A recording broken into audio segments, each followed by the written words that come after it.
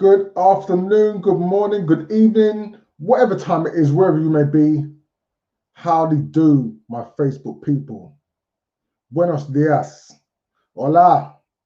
However you want to say hello. Konnichiwa. However you want to say hello. Hello, my Facebook people. Welcome back. Kevin Dwyer, delivering another masterclass, another Facebook Live. Mr. One Step, back in the space, back in the building. And guys, I've got something that I personally believe you're going to have to listen to over and potentially over and over again today. Because I've been doing some studying over the past, couple of weeks specifically, and going in on a topic that it's an anomaly for me. It's something I think about frequently. It's something I am consistently trying to gain a better understanding of, and that's how do I unlock the full potential of my mind? Because I know we use such a small fragment of the ability, of the potential, of the capabilities of our mind, that I am consistently studying how to unlock more of that potential.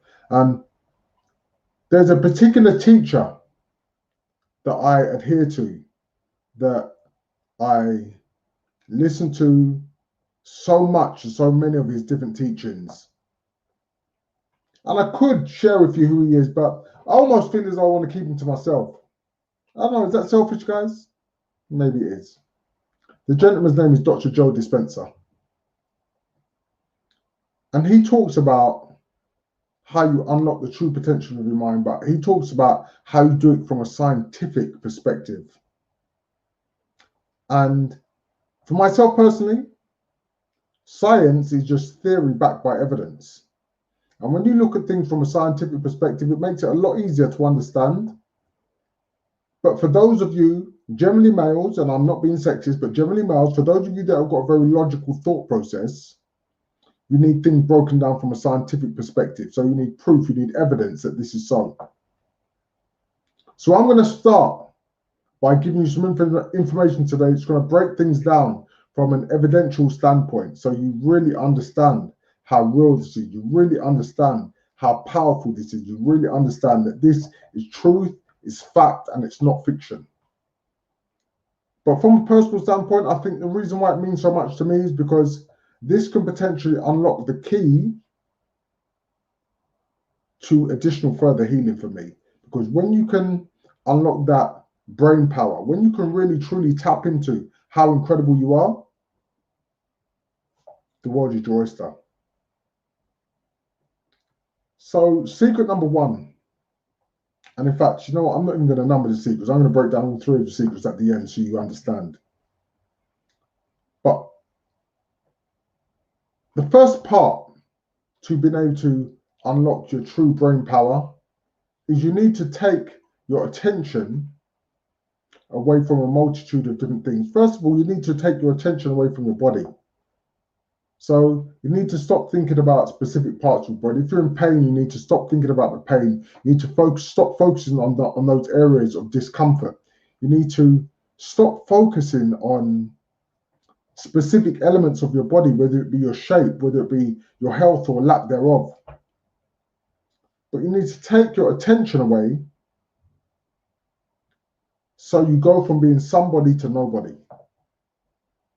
That sounds really strange, but that's the first part of what you need to do. You need to take your attention away so you stop being somebody and you turn into nobody. You need to stop thinking about other people. You need to take your attention away from your girlfriend, your co-worker, your boss, your sister, your mother, your brother. The reason why you need to take your attention away is when you bring your attention back to yourself, you go from being someone to no one. But it doesn't end there. You need to take your attention away from all the things around you, whether that be your cell phone, your computer, your car, your house, all of these material possessions, your clothes, your jewelry. You need to take yourself away from all of these things so you can go from something to being nothing. But then you need to go even further than that. You need to take yourself away from focusing on work, on focusing on home, on focusing on your next holiday destination. You need to take yourself away from focusing everywhere else so you can stop focusing on somewhere and become nowhere. Now, this might sound as though I'm speaking in riddles, but the reason why this is also important is because what happens is when you do all of this, when you stop focusing on time, as in the physical time on your watch, what time you need to get up in the morning, what time you need to get to work, what time it is you need to pick up your child, when you stop focusing on time, you take yourself away from some time to no time. As I said, it sounds as though I'm talking riddles, but you're going to understand when I take you deeper. So pay attention, stay locked in, and I'm going to help you understand. By you cultivating and taking the time to engage in all of these activities, going from somebody to nobody, going from someone to no one, going from something to nothing, going from somewhere to nowhere, going from some time to no time. By you engaging in all of these, you become what's called conscious. You directly engage with consciousness. Okay, you're probably thinking, Kevin, what's consciousness? Consciousness is when you engage at that higher level. You're no longer identifying with a body, a space, a time. And when you engage in consciousness, you now engage directly in the quantum field. The quantum field is where you engage and you connect with the universal mind. That's where the power in this universe is, when you engage in the quantum field and you connect with the universal mind. Consciousness changes your activity in the brain. And consciousness activates change in your brain. When you activate change in your brain, you move from particle matter to energy. And in doing so, you start to operate at a higher level. Consciousness is where you start to engage in the magic, where you start to engage in facilitating change. And when you engage in consciousness, the secret here is to have a very clear intention. Let me explain to you what I mean by that. When you have a very clear intention about what you want, how you want to engage, how you want to evoke change, that intention, coupled with you now becoming conscious, allows you to step out of the mode of stress. It allows you to step out of being in thought about how you want to change things. And as I said, this is going to be a masterclass you're going to have to listen to more than once, because I can promise you it didn't make sense to me the first time I heard and understood. And also, when I break things down for you today, this doesn't mean that all of a sudden tomorrow I can now unlock all the power of my mind. This takes practice, it takes effort, it takes consistency. I tell you all the time, with persistence, you will attain your goal, but it's only consistency and through consistent action will you maintain your goal. When you have a clear intention of change, you move away from being stressed. And I want to help you understand why that's important, because when you are stressed, when you are acting from a position of stress, stress narrows your focus. And in narrowing your focus, you lose the ability to create awareness. How do you change your habitual behavior? You change your habitual behavior by first becoming conscious, and in becoming conscious, you become aware. Your habitual behavior is based on your past, and if you are consistently operating in a state of remembering your past, would you therefore agree that you're going to create a predictable future? Absolutely. When you consistently think about your past, you have to therefore create a predictable future. So the only way you can change that is by having a clear intention of what you want your future to be, understanding that I now need to become conscious, and through your conscious awareness, stepping into that future self. But it's only through having a very clear intention that allows you to do this. But as I said, consciousness changes your brain waves. And in adapting and changing your brain waves, you start to move away from matter and have an impact, a direct impact on energy. When you think and you feel, you create what's called coherence. And you need to be coherent in order to create change. I'm going to help you understand why thinking and feeling are so important, because your thoughts create an electrical field. We are electrical beings, and I want you to understand from a scientific perspective, your thoughts create electrical fields. And your feelings create a magnetic field. So when you engage in thoughts and feelings, you create what's called an electromagnetic field. And it's through the electromagnetic field that you can now impact change. Guys, I'm telling you, and I told you from the start, what I'm saying probably sounds extremely scientific and maybe even is going way over your heads. I don't care. And I'm honest when I say I don't care, because I know the power of the learning, if you take it on board, can impact and facilitate change in your life. Your thoughts send the emission of what you want out through the electromagnetic field. And your feelings, through the electrical field. Your feelings attract what you want in through the magnetic field. So can you see why your thoughts and your feelings have to be coherent?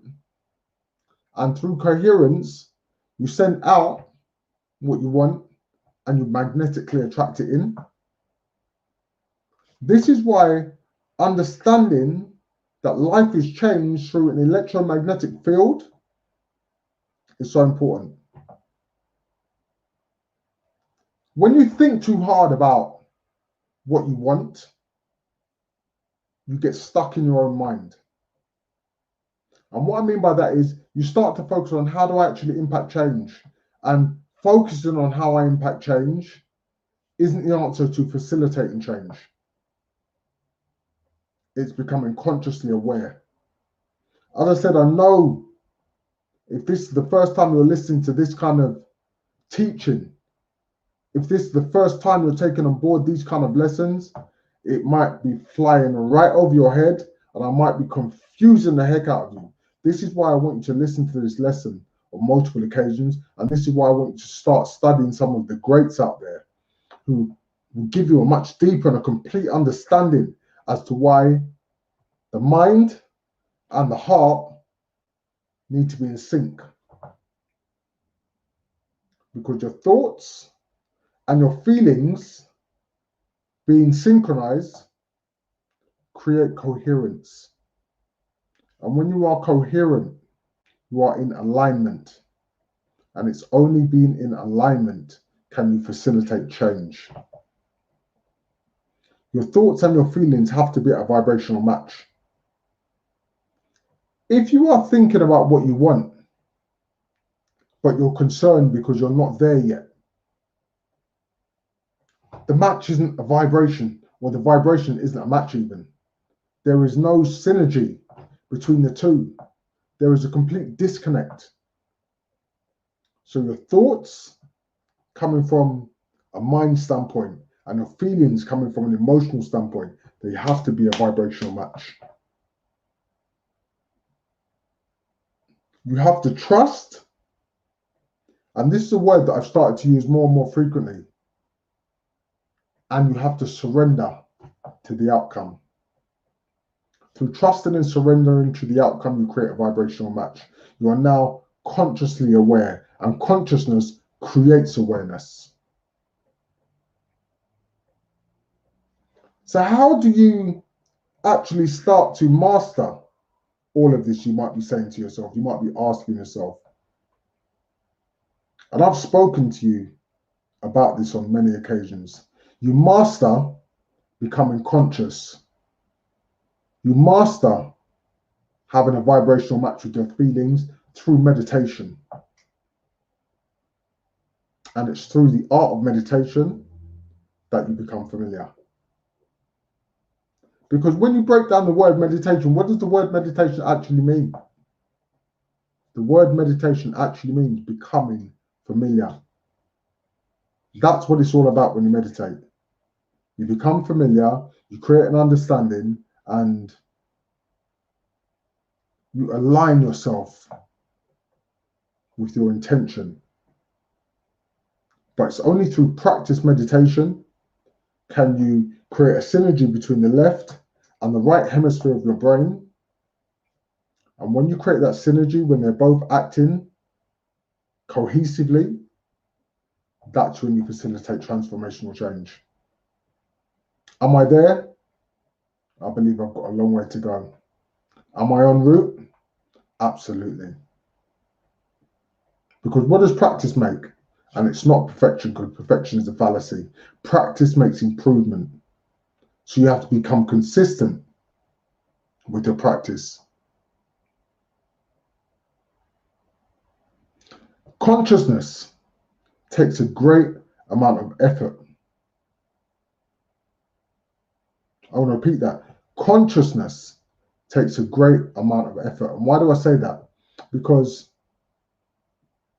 by the age of 35, did you know that 95% of the decisions you make on a daily basis are made unconsciously? Your unconscious mind knows your habits and your behavior better than you do, so it doesn't even have to think. Your thoughts don't engage with your decisions on a daily basis. And the only way to override this is therefore to become conscious of the thoughts you think on a daily basis. You have to become conscious of the decisions you make. That's why it takes so much effort. Because if your unconscious mind is responsible for 95% of your mind and your conscious mind responsible for that small proportion, only 5% of your mind, it stands to reason that to become conscious takes effort greater than what most people are capable of. This is why meditation is so important. This is why meditation has to be facilitated consistently on a daily basis. Because it's through these efforts, it's through these decisive moments that you become conscious. Because through consciousness, you become present. And in being present in the moment, in the now, is when you create the future that you want. Let me help you understand exactly what I mean by that. When you're present in the now, that's how you create the future you want. Simply because most of us are running on past programming. Our thoughts, our feelings, our decisions are based on past events and past outcomes and past programming. And as I said previously, if you focus on your past, you will create a predictable future. It's only by being present in the moment, in the now, that you will therefore create the future that you desire. By being present, you must pay attention. And you have to practice this habit on a daily basis, because it's only through practice, effort, that this becomes anywhere other than a dream state.